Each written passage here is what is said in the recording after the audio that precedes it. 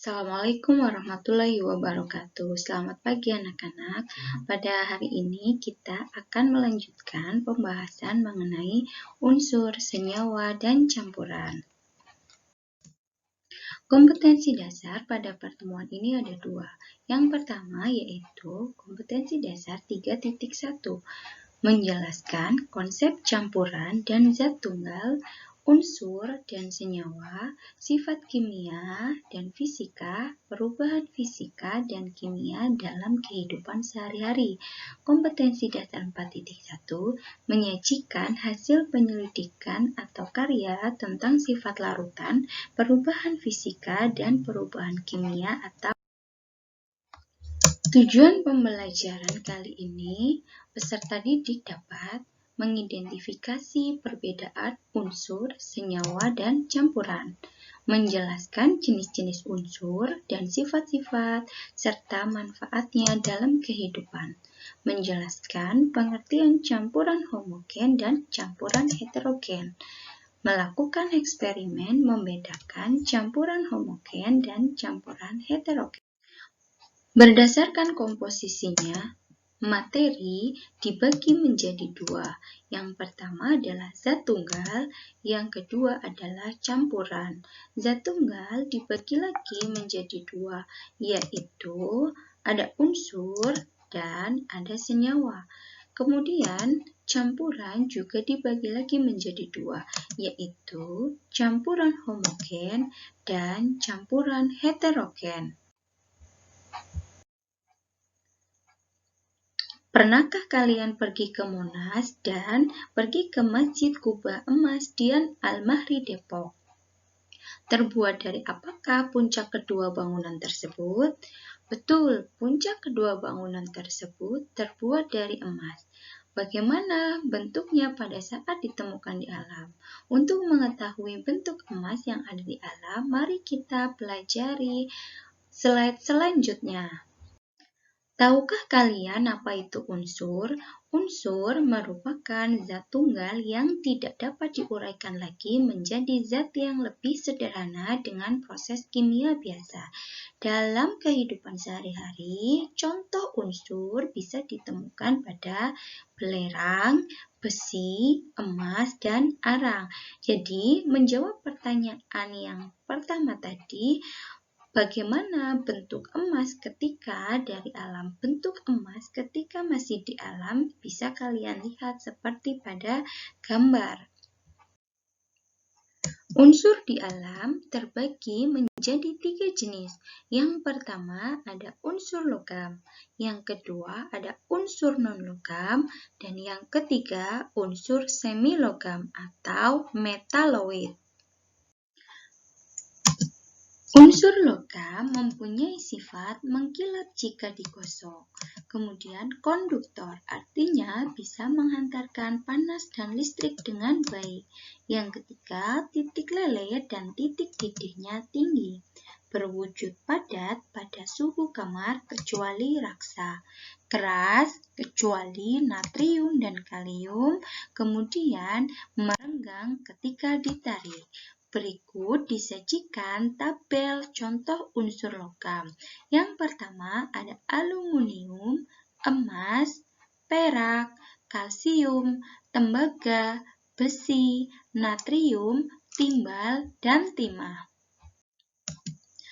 Unsur non-logam mempunyai sifat tidak mengkilap, isolator, artinya tidak bisa menghantarkan panas dan listrik dengan baik.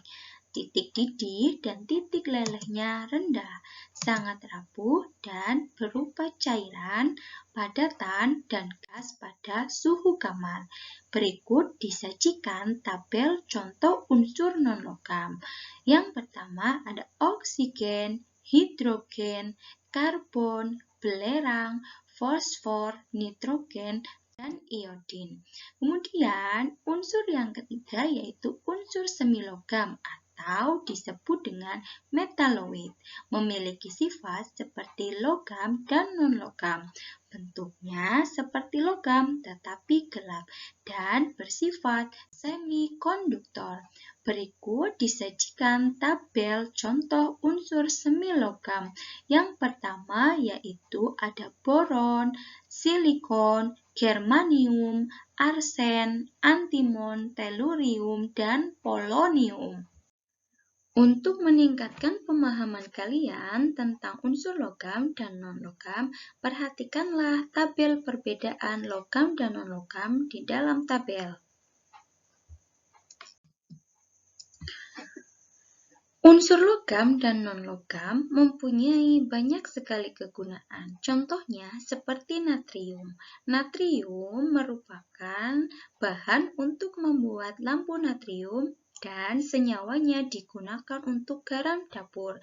Kemudian ada unsur strontium. Strontium digunakan untuk membuat warna merah pada kembang api. Yang selanjutnya ada magnesium. Paduannya digunakan untuk bahan pesawat.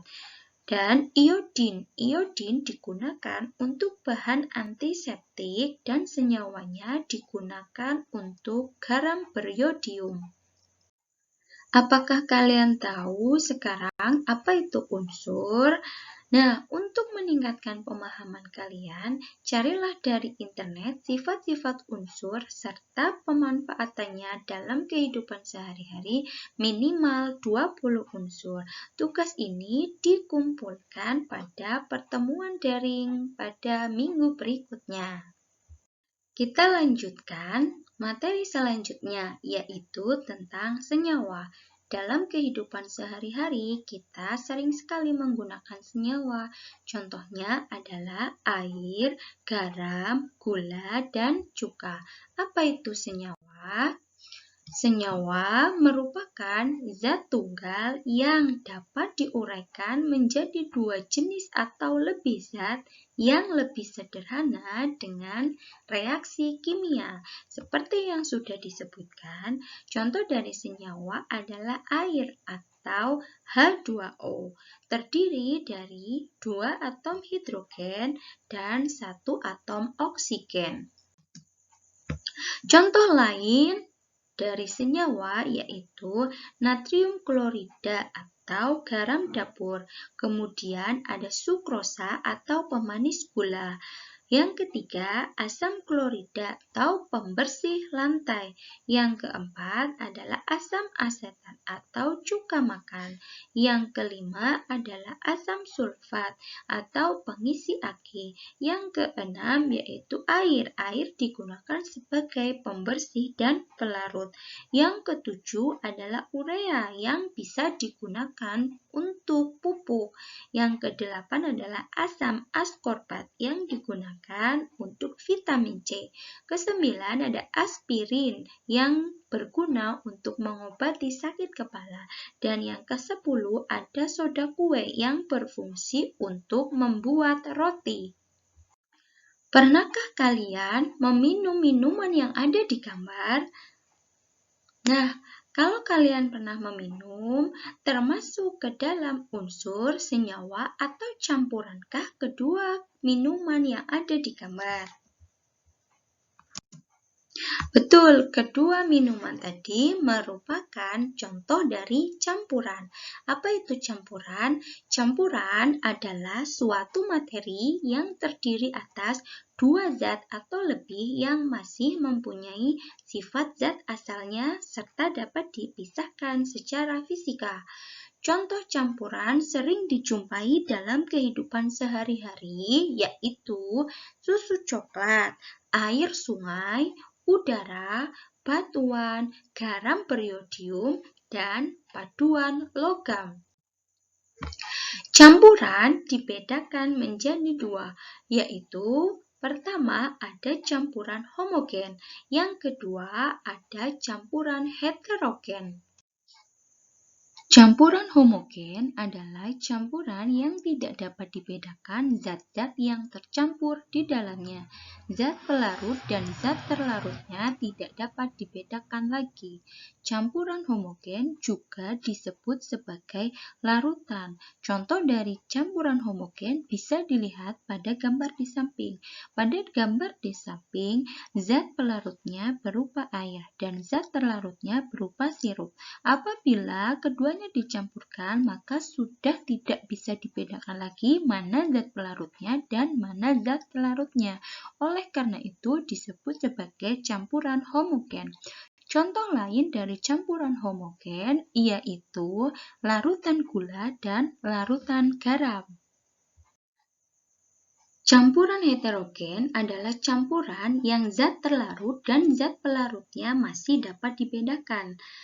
Contoh yang paling mudah diamati terlihat pada gambar di samping, yaitu campuran air dan pasir, serta campuran air dan minyak. Di sini sangat terlihat jelas masih dapat dibedakan antara air dan pasir. Begitu pula antara air dan minyak. Keduanya tidak bisa bersatu, sehingga disebut sebagai campuran heterogen.